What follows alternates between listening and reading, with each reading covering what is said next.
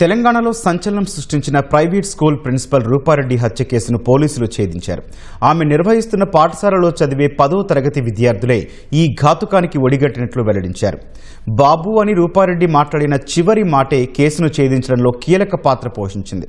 హత్యకు పాల్పడిన విద్యార్థితో పాటు అతనికి సహకరించిన మరో విద్యార్థిని అరెస్టు చేసి జువైనల్ హోంకు తరలించారు. నల్గొండ జిల్లా Kondamallepalli private school principal Roopa Reddy హత్య కేసులో వారం రోజులుగా వెంటాడుతున్న మిస్టరీ వీడింది. ఆమె నిర్వహిస్తున్న పాఠశాలలో చదువుతున్న 2 10వ తరగతి విద్యార్థులే ఈ హత్య చేసినట్లు పోలీసులు గుర్తించారు. ఈ నెల 11న సాయంత్రం స్కూల్ నుంచి సమీపంలోని తన ఇంటికి వెళ్లిన రూపారెడ్డి హత్యకు గురికాగా 12న ఉదయం ఘటన వెలుగులోకొచ్చింది. అప్పట్నుంచి వివిధ కోణాల్లో ఆరా తీసిన పోలీసులకు ఎలాంటి ఆధారాలు దొరకలేదు. హత్యకు ముందు తన చిన్నమ్మతో మాట్లాడిన రూప చివరిసారి బాబు అనే మాటను పలికారు. అనంతరం ఫోన్ స్విచ్ ఆఫ్ అయినట్లు గుర్తించారు.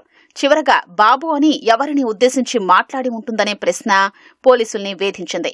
సాధారణంగా తమ పాఠశాలలోని విద్యార్థుల్నే రూప బాబు అని పిలుస్తారని పోలీసులు గుర్తించారు. అప్పుడు కేసు దర్యాప్తు స్కూల్లోని విద్యార్థుల వైపు మళ్లింది. రూపారెడ్డి మరణానికి సంతాపంగా పాఠశాలకు వారం రోజులు సెలవులిచ్చారు. పునః ప్రారంభమయ్యాక 2 రోజులు దాటినా స్కూల్కు హాజరు కాని విద్యార్థులపై పోలీసులు దృష్టి సారించారు.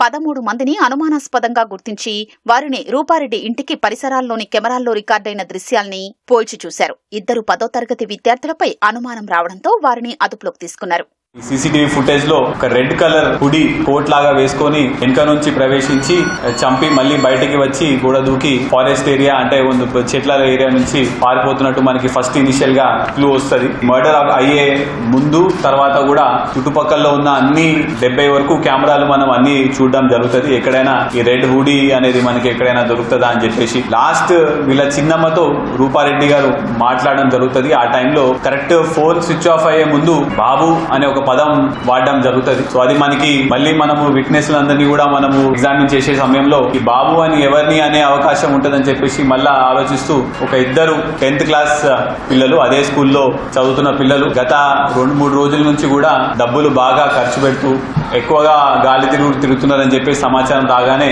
మనం పట్టుకున్నప్పుడు ఒక పర్సన్ అంటే వీళ్ళందరూ మైనర్స్ కాబట్టి వాళ్ళ పేర్లు మేము చెప్పలేము. అందులో JCL1, JCL2, JCL1 దగ్గర 1,54,000 వరకు క్యాష్ ఆయన దగ్గర దొరుకుతుంది. ఒక చిన్న ఐఫోన్ కూడా ఉంటది. క్యాష్ ఎక్కడి నుంచి వచ్చిందని అడిగే క్రమంలో కూడా తల్లిదండ్రులు ఇచ్చినారని చెప్తారు. కాకపోతే ఆ క్యాష్ మీద రక్తపు మరకలు ఉంటాయి. వెంబటే ల్యాబ్ కి పంపిస్తే హ్యూమన్ బ్లడ్ అని చెప్పడం జరిగింది. ఇంట్రాగేషన్ లో వాళ్ళిద్దరూ కక్ష పెట్టుకుని రూపారెడ్డిని ప్లాన్ వేసి మర్డర్ చేసినట్టు కన్ఫెస్ చేసినారు.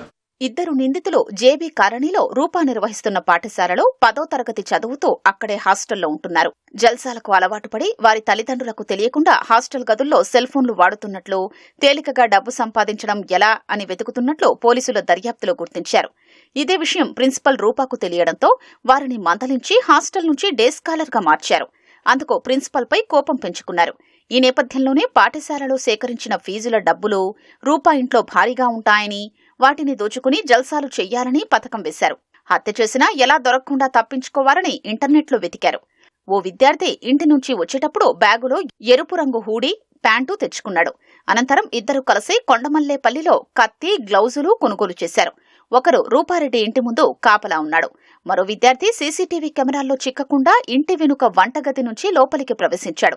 అప్పటికే తన చిన్నమ్మతో ఫోన్ మాట్లాడుతున్న రూప ఇంట్లోకి చొరబడ్డ విద్యార్థిని గుర్తించి బాబు అని అరిచింది. వెంటనే ఆమె ఫోన్ లాక్కుని స్విచ్ ఆఫ్ చేసిన నిందితుడు ఆమెపై కత్తితో విచక్షణారహితంగా దాడి చేసి చంపాడు. అనంతరం బెడ్రూంలోని 2.5 లక్షల రూపాయల నగదు తీసుకుని ఇంటి గోడ దూకి నిర్మానుష్య ప్రాంతం వైపు వెళ్లిపోయారు. కత్తి, గ్లౌజులు, మాస్కు, మృతురాలి సెల్ ఫోన్ను చెట్ల పొదల్లో పడేశారు.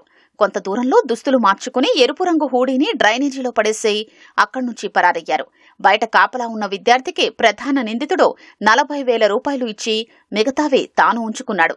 ఒక 15-20 డేస్ బ్యాక్ ఈ JCL1 హాస్టల్ అదే స్కూల్లో హాస్టల్లో ఉంటాడు. హాస్టల్లో అతని బ్యాగ్ లో సెల్ ఫోన్ ప్లస్ కొంత మనీ దొరికిందని చెప్పేసి ప్రిన్సిపల్ గారు, టీచర్ గారు అతన్ని మందలిస్తే అతన్ని హాస్టల్ నుంచి తీసి డే స్కాలర్ కి షిఫ్ట్ చేస్తారు. ఆ సమయంలో పేరెంట్స్ ముందు ఇతనికి తిట్లు పడడము, అదేవిధంగా ఈ అబ్బాయికి బియర్ ఆల్కహాల్ కన్స్యూమ్ చేయడం అలవాటు. అదేవిధంగా బైక్ అంటే కూడా బాగా ఆశ, ఇంకా ఏదైనా చేసి డబ్బులు సంపాదించాలని చెప్పేసి 11th రోజు స్కూల్ ఫీజు కలెక్ట్ అవుతుంది కదా, ఆ రోజు ప్రిన్సిపల్ దగ్గర కంపల్సరీగా డబ్బులు ఉండే అవకాశం ఉంటుంది. మనం ఆ రోజు ఆ ఇంటికి వెళ్ళి దొంగతనం చేసి ఆ డబ్బులు తీసుకోవచ్చని వీళ్ళు ముందే ప్లాన్ వేసుకొని అక్కడ చుట్టుపక్కల ఉన్న కెమెరాలు కూడా వీళ్ళు రెక్కీ చేసుకుంటారు. అదే విధంగా గ్లవ్స్ కొనడం జరుగుతుంది. ఏ టైంలో ఒక్కళ్ళే ఉంటారో కూడా చూసుకొని మొత్తం ప్లాన్ వేసి 11th రోజు స్కూల్ అయిపోగానే 4ంటికి వీళ్ళు ఇద్దరు బయటికి వచ్చి అక్కడ ఉన్న అవుట్స్కర్ట్స్ లో కలుసుకున్న తర్వాత అందులో ఒక అబ్బాయి లోపలికి వెళ్లి గోడ దూకేసి ఫోన్ మాట్లాడుతున్న సమయంలో, డబ్బులు తీసుకుని వెళ్లే సమయంలో రూప అనే డిసీజ్డ్ గుర్తుపట్టేసరికి మళ్ళా ఈ బయటికి వచ్చి మమ్మల్ని పేరు చెప్తాదని చెప్పేసి 27 సార్లు కత్తి పెట్టి పొడవడం జరుగుతుంది. ఆ సమయంలో ఫోన్ కింద పడిపోతే ఫోన్ కూడా తీసుకొని గొంతులోంచి మాట వచ్చి మళ్ళీ ఇంకెవరికైనా చెప్తాదని చెప్పేసి ఫోన్ కూడా తీసుకొని వెళ్ళిపోవడం జరిగింది. విద్యాబుద్ధులు నేర్పించిన టీచర్నే విద్యార్థులు కడతీర్చడం పట్ల పోలీసులే విస్మయం వ్యక్తం చేస్తున్నారు. టీనేజీ పిల్లలపై తప్పనిసరిగా తల్లిదండ్రుల పర్యవేక్షణ ఉండాలని సూచిస్తున్నారు. నిందితులిద్దరినీ జువైనల్ హోంకు పోలీసులు తరలించారు.